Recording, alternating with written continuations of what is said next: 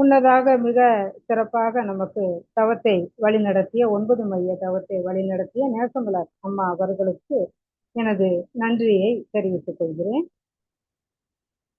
இன்றைக்கு எனக்கு கொடுத்திருக்கக்கூடிய தலைப்பு முற்றறிவு. சாமிஜியினுடைய சிந்தனைகள்ல ரொம்ப ஒரு டெப்தா போகக்கூடிய ஒரு விஷயம் வந்து இந்த முற்றறிவு அப்படிங்கிறது. நம்ம இதை பத்தி சாமி என்ன சொல்லியிருக்காங்க அப்படிங்கிறத நாம தெரிஞ்சுட்டு அதுக்கு அடுத்து நம்ம அடுத்த எடுத்து போகலாம்.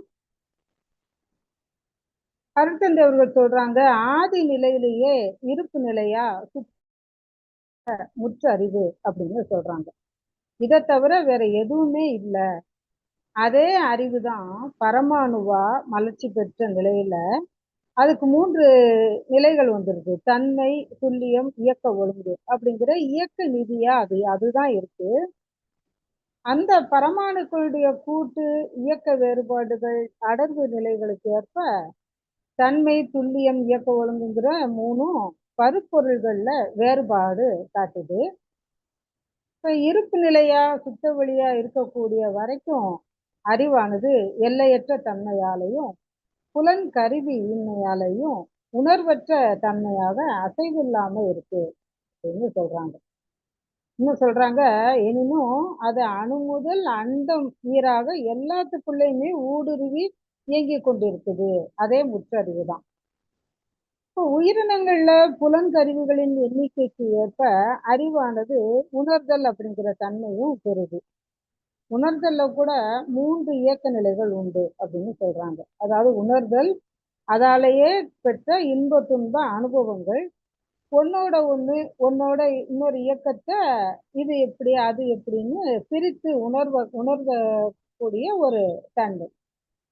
அப்ப இந்த 3ஆகவும் அதுதான் இருக்கு அப்படின்னு சொல்றாங்க. அதே அறிவு மனிதனோட 6வது நிலையான சிந்தனை அறிவாற்றலா இயற்கையோட முழுமையை உணர்ந்து தெரிந்து கொள்ளத்தக்க பேராற்றலாக தன்னோட மூலமும் முடிவும் தெரிஞ்சு தான் யாருங்கிற தன்னிலை விளக்கம் அடையும் சிறப்பு ஆற்றலாகவும் அதே முற்றறிவு தான் இருக்கு. அப்படி உயர்வு பெற்ற நிலையில அறிவை அறிந்த விளக்கத்துல உடலா, உயிரா, உணர்வா அவற்றின் முடிவுல பரமாகவும் இருக்கிறது எவனோ அவனே நான் அப்படின்னு சொல்றாங்க. தெய்வம் அப்படின்னு சொல்லப்படக்கூடியதும் ஆதின்னு சொல்லப்படக்கூடியதும் பிரம்மம்னு சொல்லப்படக்கூடியதும் அதுதான் நானாகவும் இருக்கு. அவனை விடுத்து நம்ம தனியே ஒரு நிகழ்ச்சியும் இல்லை. அவனே நான், நானே அவன் அப்படிங்கிற தெளிவுல ஆன்மாவின் நிலையையும் அதன் இயல்பையும் அறிந்த தத்துவ விளக்கம்தான் முழுமை பேரு அப்படின்னு சொல்லப்படுது அப்படின்னு சாமிஜி சொல்லியிருக்காங்க. ஆக எல்லாத்துக்கும் மூலமாக இருக்கக்கூடியது அந்த முற்று அறிவு அப்படின்னு சொல்லக்கூடிய அந்த இறைநிலையோட தன்மை தான். விநாயக பெருமான் வந்து ஒரு நாளைக்கு ஒரு பூனையோட விளையாடி கொண்டிருந்தாராம். அப்போ அவரோட கை நகம் வந்து அந்த பூனையோட முகத்துல பட்டு ஒரு சின்ன கீறல் வந்து உண்டாயிடுச்சு. கொஞ்ச நேரத்துக்கு அப்புறம் விநாயக பெருமான் வீட்டுக்கு வந்திருக்காரு. அப்போ அவருடைய தாயாகிய பார்வதி தேவியோட கன்னத்துல விரலால கீர்ன அடையாளம் இருக்கிறத அவர் பாக்குறாரு. அதை பார்த்த உடனே உலகத்தோட தாயாகிய அம்பிகைக்கு யார் இப்படி முகத்துல கீறல் விளைவிச்சா, யார் இப்படி பண்ணா அப்படின்னு சொல்லி அவருக்கு ஆச்சரியம் ஏற்பட்டது. அதனால அவங்க அம்மாட்ட கேட்கிறாரு, அம்மா உங்க கன்னத்துல இந்த வடு எப்படி இருந்தது அப்படின்னு. தேவி சொல்றாங்க, குழந்தாய் நீ செய்த காரியம்தான் இது. உன்னோட கை நகத்தோட கீறலால ஏற்பட்ட வடுதான் இது அப்படின்னு சொல்றாங்க. அதை கேட்ட உடனே விநாயக பெருமான் திடுக்கிட்டு போறாரு. அப்ப அவர் சொல்றாரு, எப்படியம்மா நான் உங்களை ஒருபோது கீறியதான ஞாபகமே இல்லையே அப்படின்னு சொல்றாரு. இப்ப அம்மா சொல்றாங்க, குழந்தா இன்னைக்கு காலையில நீ ஒரு பூனையை கீறினியே, அதை மறந்துட்டியா அப்படின்னு கேக்குறாங்க. ஆமா கீறினேன், ஆனா உங்க கன்னத்துல எப்படி வடு வந்தது அப்படின்னு கேக்குறாங்க. அம்மா சொல்றாங்க, குழந்தா இந்த உலகத்துல என்ன தவிர ஒண்ணுமே கிடையாது. உலகத்துல உள்ள எல்லா உயிர்களிலையும் நான் இருக்கேன். நானே உலகமாகவும் ஆயிருக்கேன். எல்லா உயிர்களாகவும் பொருள்களாகவும் சகல சக்தியாகவும் நானே தான் இருக்கேன். அதனால நீ யாரை துன்புறுத்தினாலும் உண்மையில அது என்னை துன்புறுத்துவதாகவே அமையும் அப்படின்னு சொல்லி அந்த குழந்தைக்கு பார்வதி தேவி விளக்கம் கொடுக்குறாங்க. அப்போ எல்லாமே ஒரே விஷயத்துல இருந்துதான் வந்திருக்கு அப்படிங்கிறத நாம உணர்ந்து கொள்ளணும். இதுல சாமிஜி இன்னொரு 3 விதமான அறிவை பத்தியும் நம்மளுக்கு சொல்லி கொடுத்திருக்காங்க. அதாவது பற்றறிவு, கற்றறிவு, முற்றறிவு அப்படின்னு. இதை பத்தின ஒரு சிறு விளக்கம். அதாவது தூலம், சூக்குமம், காரணம் அப்படிங்கிற 3 சொற்களை நாம சேர்த்திருப்போம். அதுல தூலமானது உடல், சூக்குமம் அப்படிங்கிறது உயிர், காரணம் அப்படிங்கிறது பிரம்மம் அல்லது மெய்ப்பொருள். இந்த உடலுக்கு பாத்தீங்கன்னா ஒரு மையப்புள்ளி, ஒரு சுற்றுவட்டம் 2 இருக்கு அப்படின்னு சாமி சொல்றாங்க. அதாவது உடலுக்கு எல்லை இருக்கு, உயிருக்கும் மையப்புள்ளி உண்டு. ஆனா அதோட சுற்றுவட்டம் ஒரு எல்லைக்குள்ள அடங்காது. மெய்ப்பொருளுக்கோ மையப்புள்ளியும் இல்ல, சுற்றுவட்டமும் இல்ல. உயிருக்கு மனமானது விரியும் போது அது பிரம்மம் வரையில போறதால அதுக்கும் சுற்றுவட்டம் இல்லை. ஆனா பிரம்ம நிலைக்கு மையப்புள்ளியும் இல்லை, சுற்றுவட்டமும் இல்லை. இங்க பிரம்மமே அறிவாக இருக்கிறதால அந்த பிரம்மம் என்ற நிலையில அது முற்றறிவு அப்படின்னு சாமி சொல்றாங்க. சிம்பிளா விளக்குறாங்க பாருங்களேன். உயிராக வந்ததுனால இங்கு பெற்றது பற்றறிவு, இதுவரையில இயங்கி பெற்ற பதிவுகள் அனைத்தும் அடக்கமாக கொண்டது. அதுக்கு மேல இந்த உடல் வரையில நின்று புலன்கள் மூலமாக இயங்கி கொண்டிருக்குது, அது கற்றறிவு. இப்படி பற்றறிவு கற்றறிவு அப்படின்னு சொல்லும்போது அடுத்து இந்த 3 நிலையிலும் எல்லா இடத்துலயும் இருக்கிறது அறிவு தான். இருக்கு நிலைக்கு தக்கவாறு அதனுடைய தன்மைக்கு தக்கவாறு அது வேறுபடுது அப்படின்னு சொல்றாங்க.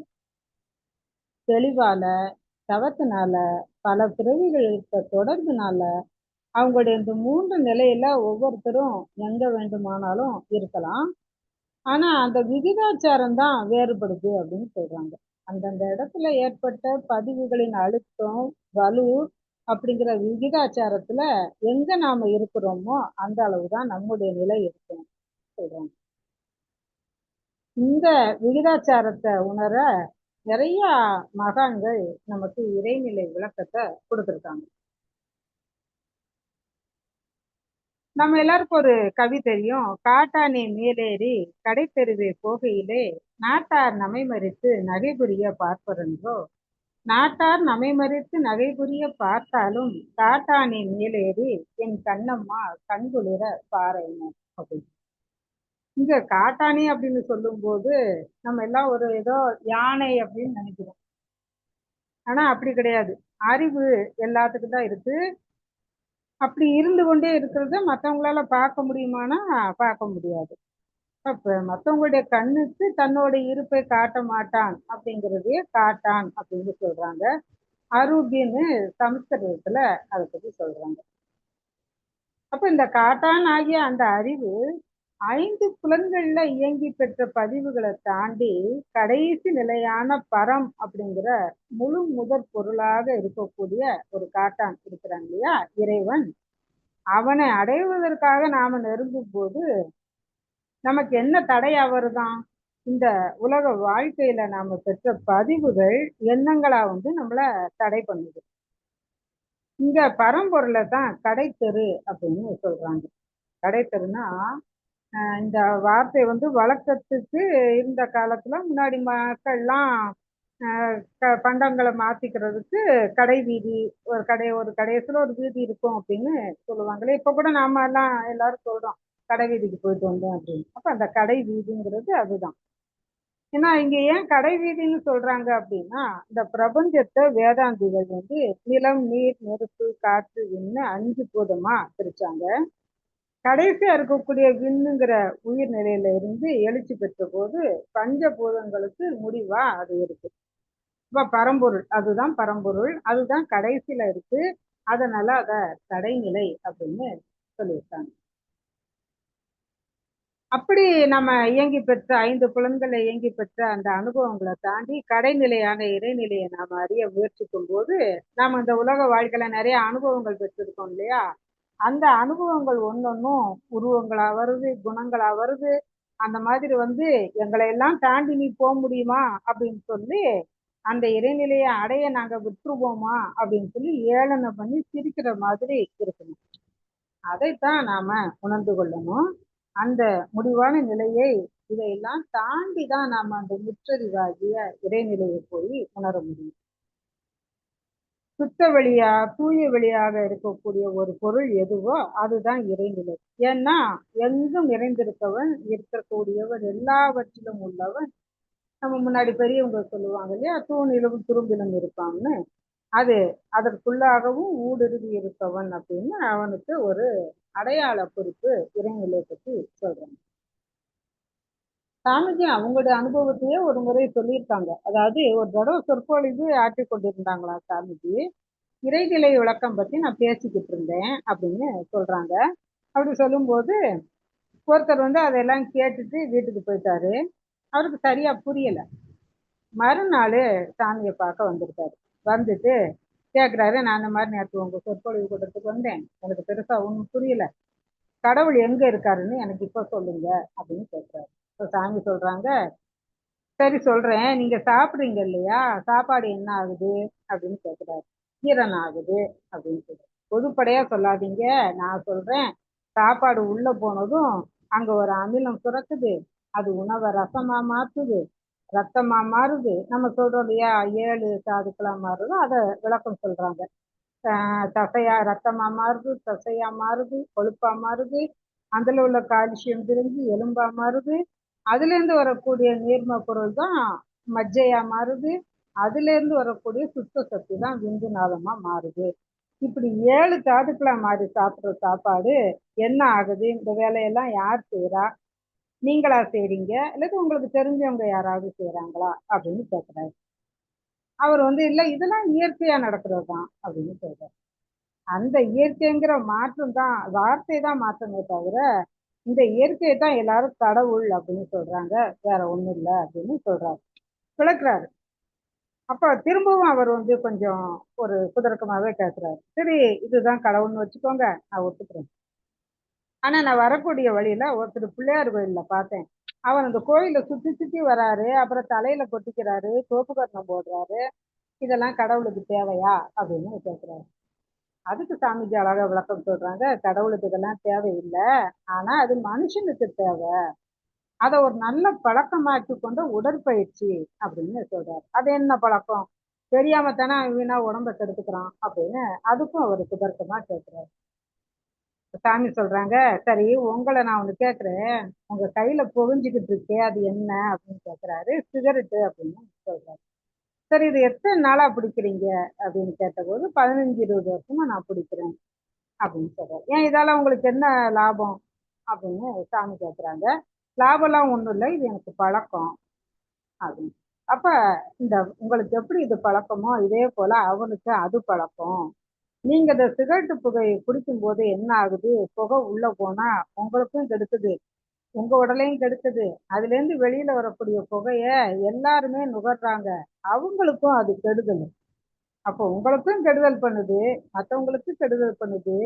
இவ்வளவு தெரிஞ்சிருந்த கூட உங்களை போல அறிவாளியாலேயே இந்த புகைப்பிடிக்கக்கூடிய பழக்கத்தை விட முடியல அப்படின்னா, அவன் தன்னோட உடல் நலத்துக்காக 1 கிலோமீட்டர் சுற்றி வர்றான், அதுல ஒன்றும் தப்பு இல்லை. சும்மா நடனா நடக்க மாட்டான். அப்ப இறைவனை கோயிலை சுற்றி வர்றதுன்னு ஒரு பழக்கத்தை ஏற்படுத்தி பண்ண சொன்னாங்க. மண்டையில நம்ம கொட்டிக்கும் போது அங்க சில வர்ம புள்ளிகள் இருக்கு, அதை வந்து அவன் தூண்டி விட்டுக்கிறான், ஞாபக சக்தி கூடும். இந்த மாதிரிலாம் நிறைய பயன் அதுல வந்து இருக்கு. இப்படி பல மறைமுகமான விஷயங்கள் அதுல இருக்கு. நீங்க வந்து எல்லா கெடுதலும் பண்றீங்க, அதையே உங்களால மாற்ற முடியல அப்படின்னு சொல்றீங்க. கோயிலை சுத்தி வரக்கூடிய அவனை மாற சொல்லி நீங்க சிபாரிசு பண்றீங்களே, இது என்ன நியாயம் அப்படின்னு சாமிஜி அவரை மடக்குனாராம். அப்ப நான் இன்னொருக்க வந்து பாக்குறேன்ட்டு அவர் போயிட்டாரு. அப்பயே நம்ம கேள்விப்பட்டிருக்கோம். அப்ப அந்த அளவுக்கு வந்து பாத்தீங்கன்னா இறைநிலை பத்தி எப்பவுமே சில தர்க்கமான விஷயங்கள் நடந்துகிட்டு தான் இருக்கு. அதுக்கு நாம என்ன செய்யணும் அப்படின்னு பார்த்தோம்னா, அறிவை அறிஞ்சா போதும் அப்படின்னு சொல்றாங்க சாமி.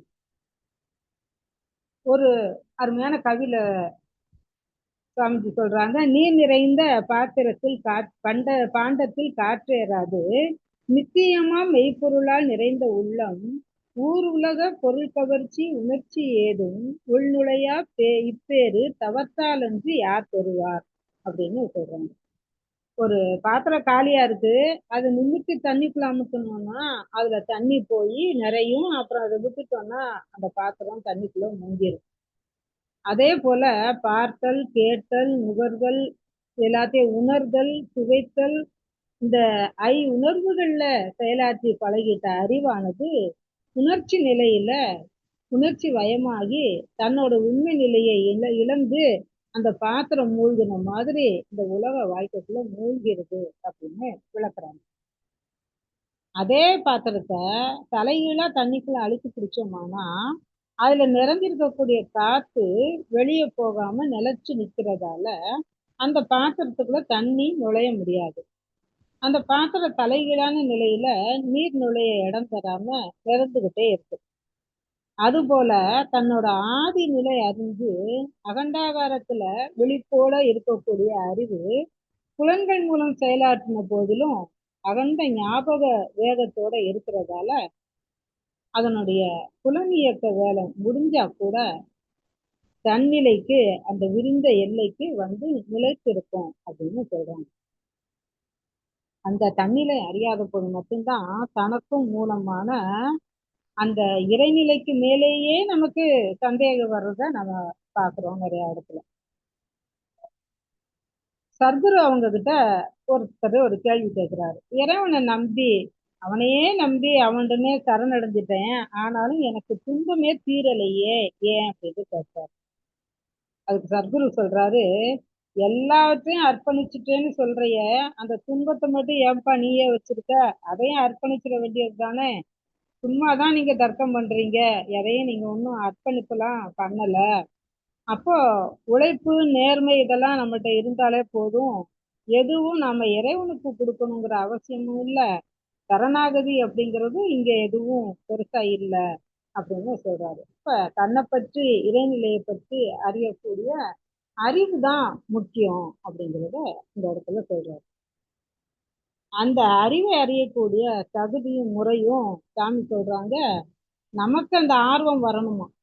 அந்த தன்னை அறிஞ்சு முடிக்கக்கூடிய வரையில அந்த மனசு வந்து அமைதி பெறாதான். அந்த ஆர்வத்தினால பெற்ற எழுச்சி வந்து எல்லாருக்குள்ளேயும் அறிவை அறிந்து கொள்ளுங்கிற ஒரு முயற்சியை ஏற்படுத்தும். அது எப்படி வரும்னா புத்தகம் மூலமாகவோ வெறும் விளக்கங்கள் மூலமாகவோ நாம அறிவை அறிந்து கொள்ள முடியாது. இதுக்கு முறையான அகநோக்கு பயிற்சி வேணும் அப்படின்னு சொல்றாங்க. இதுக்கு தகுந்த வழிகாட்டியும் வேணும். இதைத்தான் நம்ம யோகம் அப்படின்னு சொல்றோம். இப்ப சாமிஜி சொல்றாங்க, தானே தன்னோட அனுபவத்தால தன்னையே மெய்ப்பொருளாக உணரும் நிலைதான் மெய்ஞானம். இந்த மெய்ஞானம் மலர நாம வந்து அல்லதை விடுத்து நல்லதை செய்யணும் அப்படின்னு சொல்றாங்க. அப்ப அல்லது நல்லதுன்னா என்ன அப்படின்னா, குரு கிட்ட ஒருத்தன் கேட்கறான், நல்லதுன்னா எது அல்லதுன்னா எது அப்படின்னு கேட்கறான். நல்லதுன்னா எது குருவே, நான் நல்லது நல்லதுன்னு சொல்றாங்க, எது நல்லதுன்னு தெரியல அப்படின்னு. அப்ப குரு கேட்கிறாரு, பூனையோட பல்லு நல்லதா கெட்டதா அப்படின்னு. சிம்பிளா தான் தெரியும் நமக்கு இந்த வார்த்தைகள்ல. அவன் சொல்றான், அது என்ன பூனையோட பல்ல பத்தி கேட்குறீங்க, எல்லாத்தையும் விசாரிச்சுட்டு வானா. இந்த கேள்விக்கு அவனுக்கு பெருசா ஒன்றும் பதில் கிடைக்கல. மறுநாள் வந்து கேட்கறான். அப்ப அவர் சொல்றாரு, பூனையோட பல்லு அதனுடைய குட்டிக்கு நல்லது, வலிக்காம தூக்கிட்டு போய் வேற இடத்துக்கு கொண்டு போயிடும். ஆனா எலிக்கு அது கெட்டது, ஏன்னா உணவாக்கிடும் அது. அப்ப எல்லாத்துலயும் நல்லது கெட்டது இருக்கும், நாம நடக்கிறத பொறுத்துதான் நல்லது எது கெட்டது எது அப்படின்னு தெரிஞ்சுக்கணும் அப்படின்னு. இப்ப நல்லதையே நாம செய்தோம்னா நல்லதுதான் நடக்கும். இது அறியக்கூடியதும் அறிவினுடைய ஒரு தன்மை தான் அப்படிங்கிறது நமக்கு தெரியும். சாமிஜி தான் சொல்றாங்க, மெய்ப்பொருள் தான் மனமா இயங்குது அப்படின்னு ஒரு 5 நிலை சொல்றாங்க. அதாவது பரநிலை, நம்ம சொல்றோம் இல்லையா, அந்த முற்ற அறிவு. அடுத்து மனநிலை, நம்மளுக்குள்ள இருக்கக்கூடிய அந்த சிற்றறிவு. இந்த ரெண்டுக்கு இடையில இன்னொரு 3 சொல்றாங்க, பஞ்சபூதம் பஞ்சேந்திரியம் பஞ்சதன் மாத்திரை.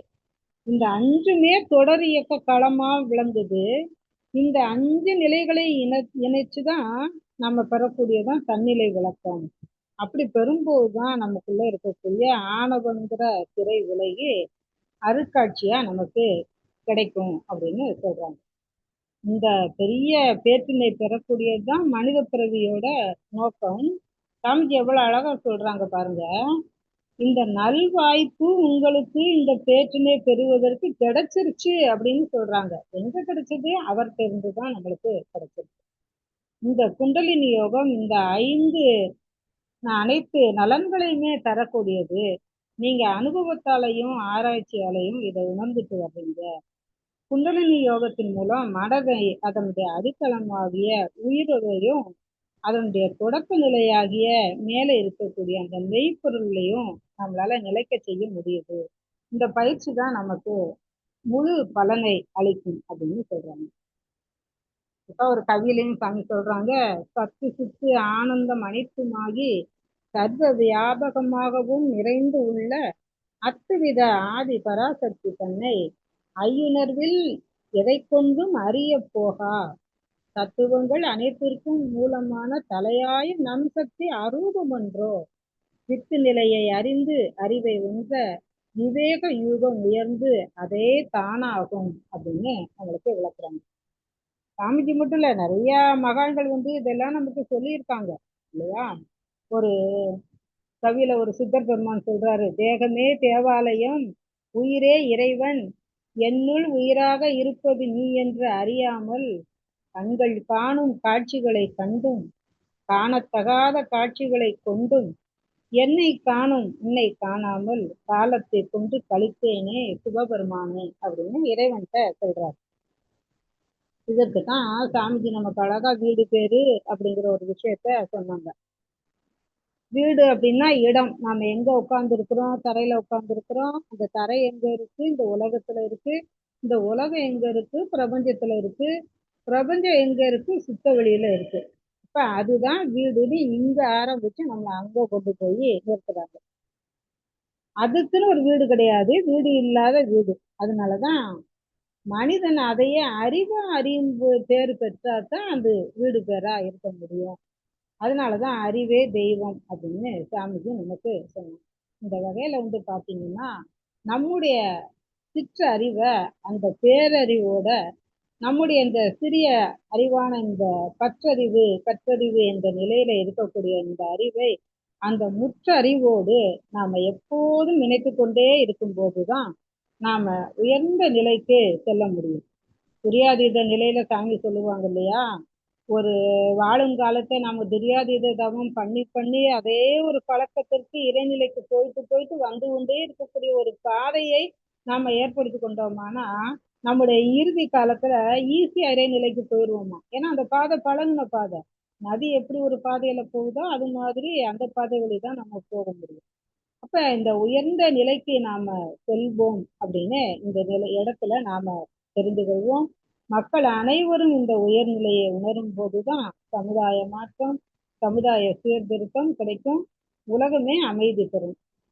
இந்த மனம் விரிந்த நிலையில இணக்கமான சூழ்நிலையோடு வாழும் அனைவருக்கும் இந்த வாய்ப்பு வாய்க்க இல்லந்தோறும் தனி மனிதன் அனைவரிடத்திலும் மனவளக்கலை சென்று சேர வேண்டும் என்று வாழ்த்தி இந்த முற்றறிவு என்ற தலைப்புக்கு எனக்கு வாய்ப்பு கொடுத்த அனைவருக்கும் நன்றி பாராட்டி இத்துடன் இந்த சிந்தனையை நிறைவு செய்து கொள்கிறேன். வாழ்க வளம்.